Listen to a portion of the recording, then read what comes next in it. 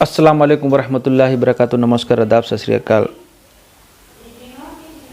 मेरे भाइयों दोस्तों, आप लोग कैसे हैं? उम्मीद करता हूँ आप लोग बहुत अच्छे से होंगे। किसी दोस्त ने मुझसे एक बात कल बोली कि आप जो देश को जोड़ने की बात करते हैं, आप देश के लिए क्या करते हैं? मेरा सिर्फ एक लाइन में ये जवाब है, जियो और जीने दो, यही मैं करता हूँ। जियो और जीने दो, यही मैं करता हूँ। इससे ज़्यादा क्या चाहिए? ना मैं अपने धर्म का अभिमान, दूसरे धर्म का सम्मान, ये मैं जानता हूँ। और मैं इतना बखूबी जानता हूँ कि मैं इसको कभी उल्लंघन नहीं कर सकता। मैं अपने सारे दोस्तों को, अपने भाइयों को, अपने रिश्तेदारों को, जिसको जिसको मैं जानता हूँ, मैं उनके बीच में कभी किसी धर्म का अपमान में नहीं करता। अपने धर्म का अभिमान है मुझे। मैं इस देश का नागरिक हूँ। अब मैं इस देश का वो नागरिक हूँ जो मैं आज खुल के बता देना चाहता हूँ कि मेरे देश में अगर कभी आँच आएगी, सबसे आगे सद्दाम खान मैं मिलूँगा। मैं सबसे आगे मैं रहूँगा और अपने देश के लिए रहूँगा। और मैं हर वक्त अपने देश के लिए तैयार रहूँगा। जो हमारी फंडामेंटल ड्यूटीज़ है, article 4A, sorry part 4A, article 51A, मैं अपने मुल्क के लिए हर वक्त तैयार रहूँगा जब मेरे मुल्क की मेरी ज़रूरत पड़ेगी।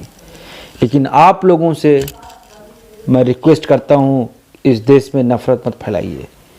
यही सवाल मैं आपसे करता हूँ जो कुछ लोग बचे हैं कि आप देश में क्या कर रहे हैं? आप कोरोना में भी धर्म ला दे रहे हैं कुछ लोग। आप कोरोना में भी हिंदू मुस्लिम खेल रहे हैं। नहीं, देश ऐसे नहीं चलता। देश चलता है संविधान से, देश चलता है भगत सिंह की सोच से, देश चलता है सुभाष चंद्र बोस की सोच से, देश चलता है गांधीयन फिलॉसफी पे, देश चलता है APJ अब्दुल कलाम के हिसाब से, देश चलता है अटल बिहारी वाजपेयी के हिसाब से। देश नफरतबाजों के हिसाब से न तो चलेगा, न तो कभी चलेगा। और जब तक मैं जिंदा हूँ, इस मुल्क में नफरतबाजी को मैं मिटिगेट करूँगा, मैं कम करता रहूँगा। हिदायत देना मालिक का काम है, मेरा काम है सिर्फ कहना। प्रभाव कराना भी मेरा काम नहीं है। मेरा काम है अपनी बात पहुँचा देना। बाकी उसको कितनी बात लगती है, मालिक उसको कितनी हिदायत देता है, कितना समझाता है, मुझे नहीं पता। मेरा काम है सिर्फ कहना, अपने मैसेज को दे देना। और सवाल गलत करना बंद कर दीजिए, सवाल सही करिए जो देश के हित में हो। किसी धर्म को बदनाम करना बंद कर दीजिए।